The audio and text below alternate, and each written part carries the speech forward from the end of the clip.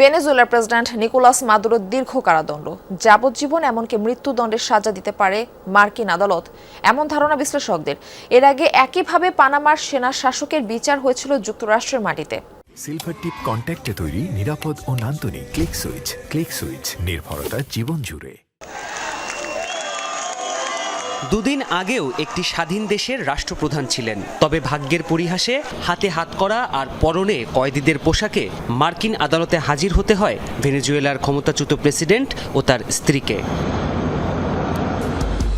বড়দিনের আগে গেল 25 ডিসেম্বর নিউ ইয়র্কের সাউদার্ন ডিস্ট্রিক্ট আদালতে মাদুরো, তার স্ত্রী এবং ছেলেসহ ভেনেজুয়েলার 3 শীর্ষ ব্যক্তির বিরুদ্ধে অভিযোগপত্র দাখিল করা হয়। তাদের বিরুদ্ধে যুক্তরাষ্ট্রে মাদক পাচারে সন্ত্রাসী সংগঠনকে সহায়তা, মাদক পাচার ষড়যন্ত্র আর অবৈধ অস্ত্র রাখার অভিযোগ তোলা হয়।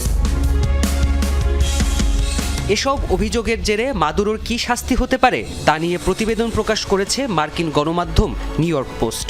যুক্তরাষ্ট্রভিত্তিক গবেষণা প্রতিষ্ঠান লাইব্রেরি অব কংগ্রেসের বরাত দিয়ে জানানো হয়, অভিযোগ প্রমাণিত হলে মৃত্যুদণ্ডাদেশ পেতে পারেন ভেনেজুয়েলার ক্ষমতাচ্যুত প্রেসিডেন্ট। তবে বিশ্লেষকরা বলছেন, মৃত্যুদণ্ড না হলেও হয়তো আজীবন জেলে বসে দুর্বিষহ জীবন কাটাতে হতে পারে মাদুরোকে।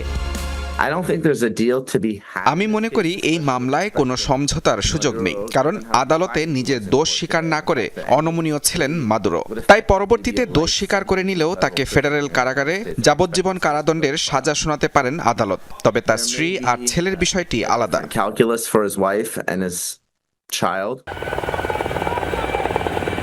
এদিকে ভেনেজুয়েলায় সামরিক অভিযান চালিয়ে মাদুরোকে অপহরণ আর নিউ ইয়র্কের আদালতে শাস্তির বিষয়টিকে 1989 সালের পানামায় চালানো মার্কিন অভিযানের সাথে তুলনা করছেন অনেকেই। সে সময়কার প্রেসিডেন্ট জর্জ এইচ.ডব্লিউ. বুশের নির্দেশে লাতিন আমেরিকার দেশটিতে অভিযান চালিয়েছিল মার্কিন সেনারা। আটক করা হয়েছিল দেশটির তৎকালীন সেনাশাসক ম্যানুয়েল নোরিয়েগাকে। মাদক আর অর্থ পাচারের অভিযোগে সে সময় তাকে 40 বছরের কারাদণ্ড দিয়েছিল মার্কিন আদালত।